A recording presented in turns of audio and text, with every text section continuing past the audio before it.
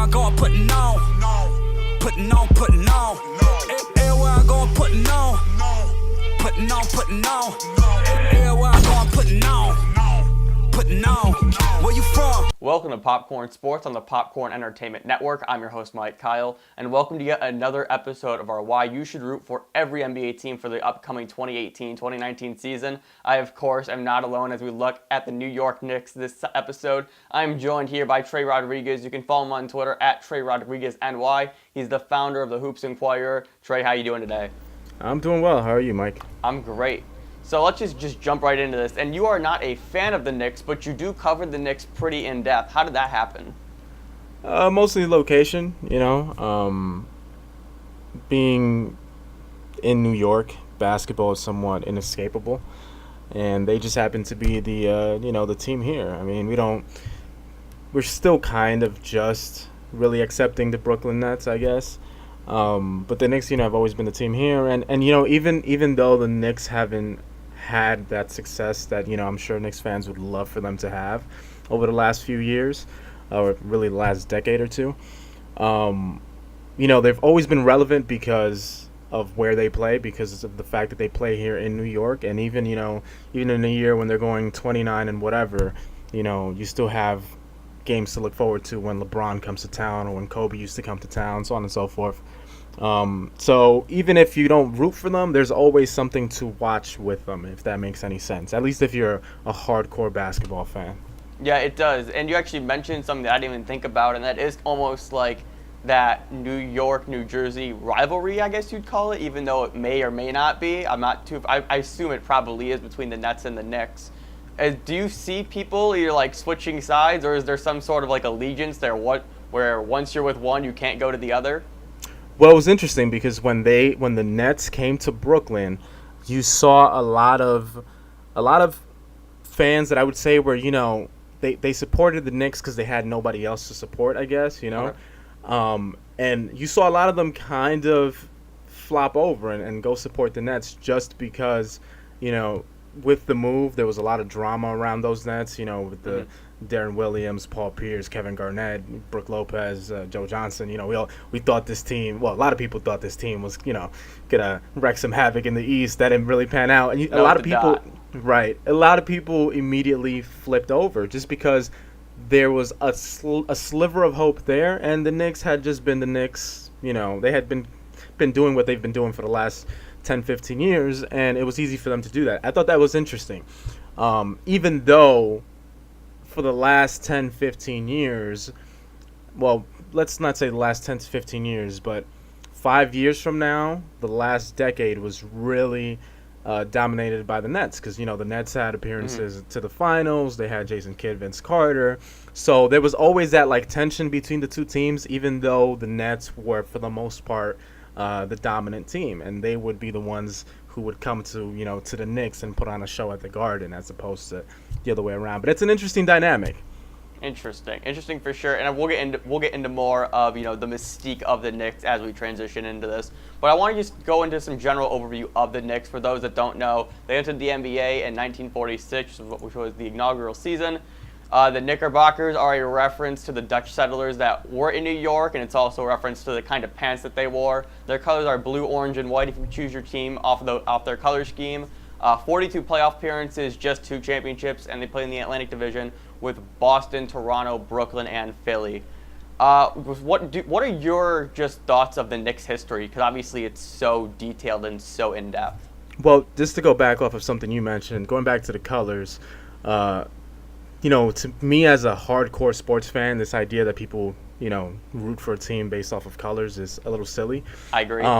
But ironically, you'll find that the demographics of New York, the majority of Knicks fans are also Mets fans, which share the same colors. Right. And the majority of Nets fans, if you want to, consider them as a New York team, tend to be Yankee fans, which kind of have similar color schemes. So that's always interesting to me. I did not know that. That's wild. Yeah, it's usually Knicks, Mets, Giants, and it's then Yankees, Nets, Jets. Is that just because of their locations in New York as well, or is that just for whatever reason that's just how it appears to be segmented? Yankees and Nets are interesting because they shared a network here for Right. a very Yeah. long time. The Yes Network, correct? Correct. Right. So that I'm sure had a huge, part. A majority of it has to do with that, I would assume.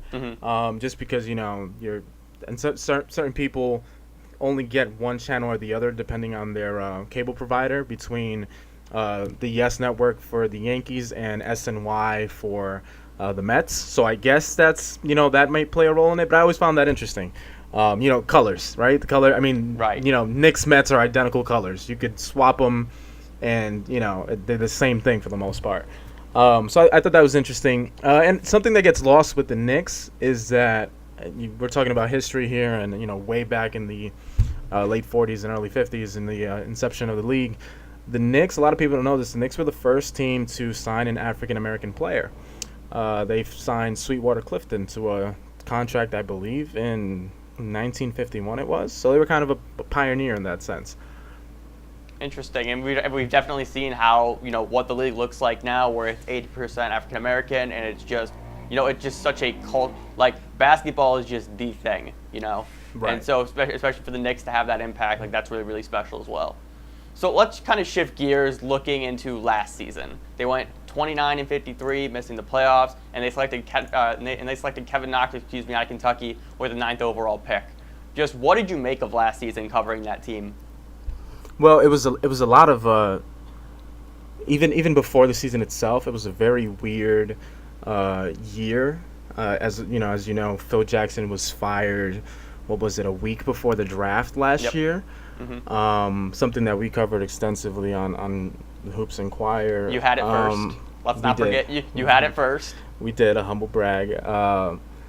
But it was interesting because just that alone, they fired their. I mean, he was technically their president, but they fired their head guy in terms of basketball operations. A week before making the single most important decision that any team who's in the lottery, makes every year. Right. And then they ended up, selecting Frank Ntilikina, as we all know, which was also a weird thing because there were certain people in the camp that wanted, or pardon, actually, Phil Jackson was fired. What was it? A week after the draft? I believe it was after. It was a week. It was a week after. Because of the point that I'm about to make, a lot of people were conflicted with this because a lot of people within the organization wanted Dennis Smith Jr. So it was a weird time because the Phil Jackson thing, the firing didn't just happen overnight. Right. It built up to that. I mean, you guys covered that extensively. Correct. It was just like, we're talking months before it even went down. You're like, things do not look good here. Correct. And a lot of it before then, before even getting to the draft, a lot of it had to do with Phil Jackson, quote unquote, entertaining trade proposals for Kristaps Porzingis. That was something that really angered James Dolan, who whether or not he wants to see wins, does care about the money that goes into his pocket, and Porzingis being obviously this cash cow for the organization right now. But it was a weird time because that timing, like you said, this was something that was in the making. There were serious talks of him possibly being fired up to 15, 16 days before he actually got fired, which was well before the draft. Now, you don't want to go into the draft without a president or GM. That's never a great thing. They kind of experienced that this year. But at the same time, why let someone make a decision and then get rid of that person as opposed to getting rid of them before making that decision? So right off the bat, it was a very weird start to the year. There were a lot of guys on that roster who, you're kind of figuring out why they were there. The first thing that the Knicks do after firing Phil Jackson is signing Tim Hardaway Jr. to a ridiculous contract. Right. There's a lot of things. A lot of people were relieved when Phil was fired, like finally, because they had it with what they thought was a couple of years of incompetence by Phil Jackson. Then the Knicks do that. They give a couple of $1 million to Ron Baker. They kind of continue to go along that path even without the big name. And it was a weird year. It was a weird year. Even throughout the season itself, you'd think that they would choose a path as to what it is that they're doing. Are they trying to develop their younger guys, and I don't want to say tank, but position themselves in a better spot to get a higher pick in this year's what would be this year's draft, or are they trying to compete? And they kind of tried to do both, and they certainly didn't really compete, and they ended up with the 8th pick this year. 9th, yep. Right. So it was a very, very strange year. Of course, dealing with all the Carmelo Anthony stuff before the year. Porzingis goes down. Then, of course, it was a rather strange year, even by the standards of the Knicks, I would say. Right. But I think that as of this year, it's so weird. There's such a difference in terms of the feeling coming into this year compared to last year, just with all the moves that have been made, between bringing in Fizdale and so on and so forth. I think they're going to bounce back a lot better than we would have expected coming off the tail end of last season, in my opinion. So let's shift gears now to the roster, and you kind of already started diving into some of those players. But I mean, they have Porzingis, Kevin Knox, obviously. They had Frank. Enes Kanter, Tim Hardaway Jr., who you mentioned, just got that monster contract. Trey Burke, Noah Vonleh, who they signed this past offseason. Courtney Lee, they signed Super Mario Hanazoya again.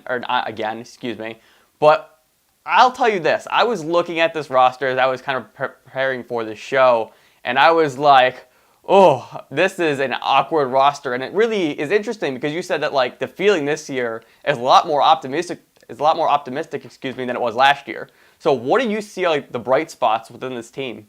Well, I think a big question is going to be whether or not Porzingis plays this year. I don't think he should. I think they should sit him. I think that helps them tank a lot more easily, and it gives them a much easier time to actually try to develop a Noah Vonleh if they're serious about him. They obviously have Mitchell Robinson and Kevin Knox, who are both power forwards and centers. Right. So right off the top, those are 3 young guys who would be nice. It would be nice for you to develop, who would be bumping heads with Porzingis in terms of minutes. So that's a big question, whether or not he is allowed to come back, or whether they choose to bring him back mid-season. I don't think he'd be back till the earliest being around the All-Star break, I believe it is. Yep, I heard February as well. Yeah, so that's a big question. But another interesting thing about it is that they have 4 guys on this roster who are their only true quote-unquote veterans. They're the only guys who have 7 or more years in the league. One of them is Joakim Noah. He's not going to touch the floor this year. He'll likely be bought out through a stretch provision. The other guy is Courtney Lee, whose name has been in trade rumors for the last 3 years, it feels like, and I feel like eventually they will move on from him just because they have so many guards on their roster. They brought in Moutier, obviously, in that trade. They have Tim Hardaway Jr., who they're locked in on. They have Ron Baker, who has a year or two. Damian Dotson, Trey Burke. Henzonja is really a 2-guard. Kadeem Allen, if Kadeem Allen plays. So I don't think he'll be on the roster. So those are your first 2 veterans. The other 2 are Enes Kanter, who's probably not returning after this year. He did right by himself and secured his money, but he likely won't return next year. And then the other guy is Lance Thomas, and Lance Thomas is a solid player who I think will end up on a contender eventually. After that, their most experienced players, Tim Hardaway Jr., and Tim Hardaway Jr. is a baby. You know? So they have again, depending on whether or not Porzingis returns, because Porzingis will be the difference on whether or not they actually compete. They have Fizdale has been very vocal about wanting to develop his players. He's brought in a bunch of guys on his staff and, surrounding himself with a bunch of guys who are there for the purpose of player development. So it'll be interesting because they have a ton of young players. They want to keep developing Ntilikina, of course. Kevin Knox looked phenomenal in the Summer League. Yes, he did. Regardless of what you thought of him being picked with that pick, he looked phenomenal. He lit it on fire. He lit Summer League on fire, man. Yeah, no, he really did. Mitchell Robinson seems like a promising, at least backup big, super athletic. They, again, Ntilikina, what they do with Tim Hardaway Jr. is on them. And they'll have Porzingis coming back next year at the very latest. They can position themselves to have a very good pick. And they will also have the cap space to possibly lure a star. So this year is very much about the 2019 and 2020 season. And I think a lot of it does depend on, whether or not Porzingis comes back or not. But I think that there's a lot to look forward to, much more than last year. I think last year, even with the small glimpses of hope, there were a lot of distractions and a lot of unnecessary crap, which always seems to rear its ugly head in a Knicks season. I think this year will be one of the quieter years for the Knicks in the best way possible. Good, interesting. So can you pick one player that you're really looking forward to watching this season?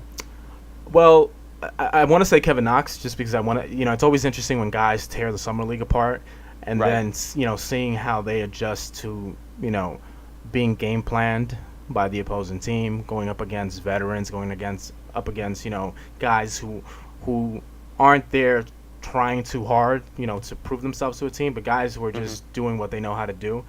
So I want to say Kevin Knox, but I think the biggest dark horse for them is Mario Hezonja. If he can, I was very big on him coming into the league his draft year, and he's shown nothing 3 years in, realistically. Right.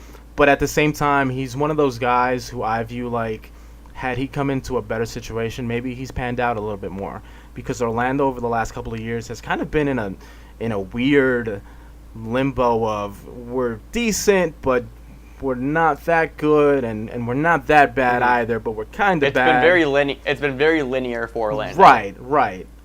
Which is hard to do when you're at the bottom of the league. It's very, very hard to do. So I think he's the guy to, if they're very serious about player development, and if they give him the minutes, and I don't see why they wouldn't.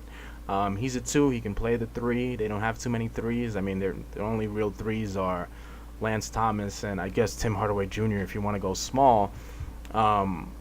He's one of the guys that I'd keep an eye on. He has the edge that we typically look for in guys that come out of Europe, and he may be one of those guys who was just in the wrong place at the wrong time to start off his career. It's something interesting. Him, alongside Ntilikina, they're very opposites. They're polar opposites in a lot of ways. Ntilikina is a more defensive-minded guy, rather athletic. Hezonja is a more offensive-minded guy, revolves around finesse and whatnot. He's the guy that I'd keep an eye on, for sure.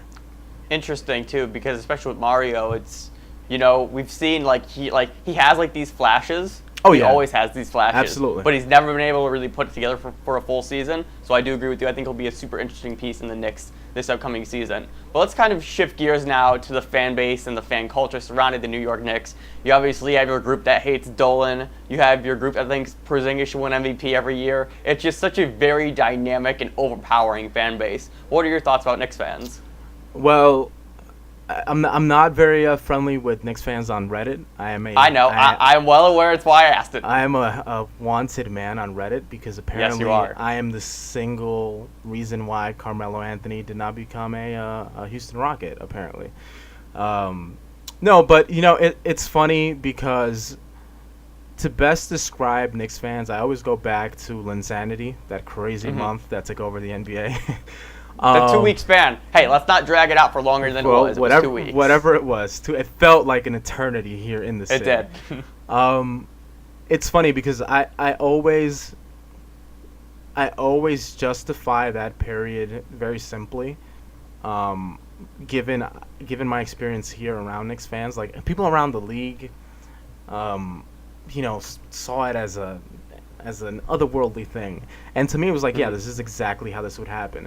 The Knicks haven't had a good point guard, realistically, since, I guess, if you want to go back to the 90s and you want to categorize John Starks as a point guard. Since John Starks, they had flashes of great ones who just never panned out, right? Like Stephon Marbury was supposed to be the next big thing.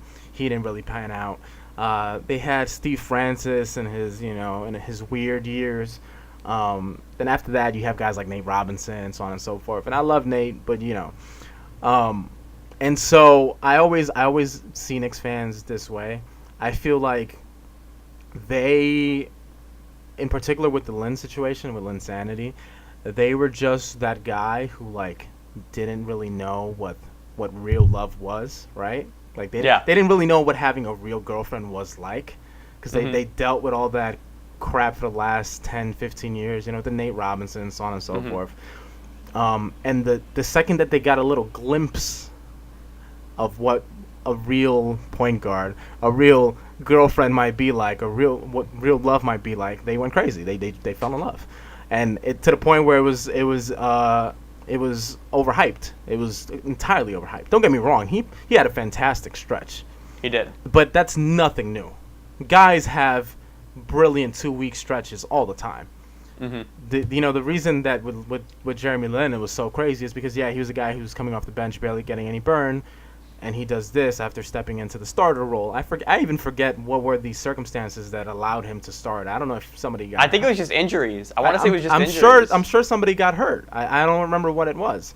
And the fact that he was playing in New York. This wouldn't happen anywhere else. Anywhere else it wouldn't happen.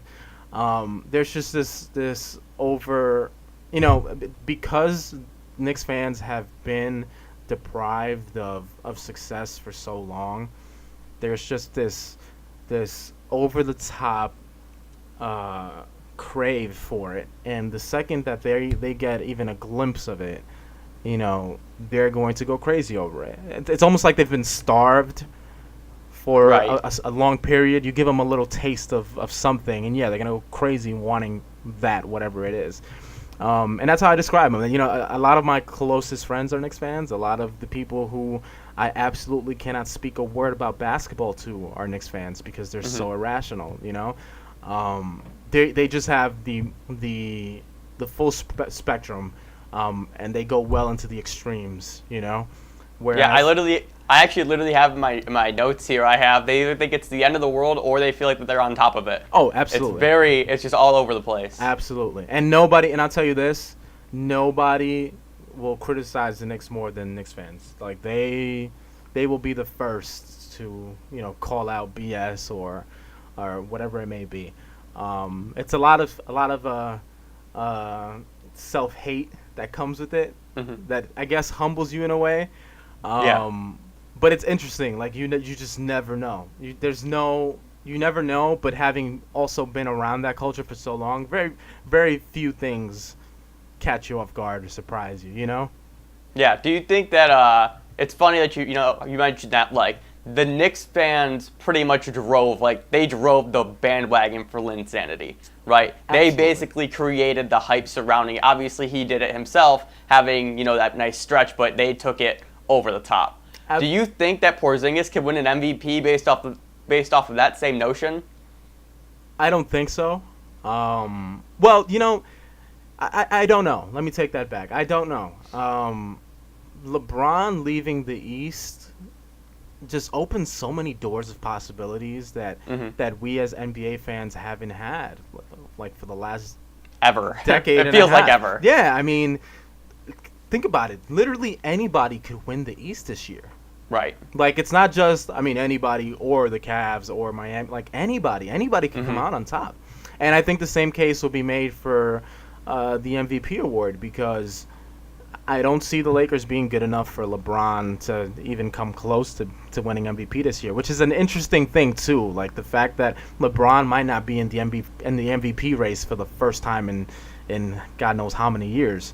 And if we hold true the value of most valuable player to a team, realistically, nobody in the Warriors should really be winning it unless they put up, astronomical numbers.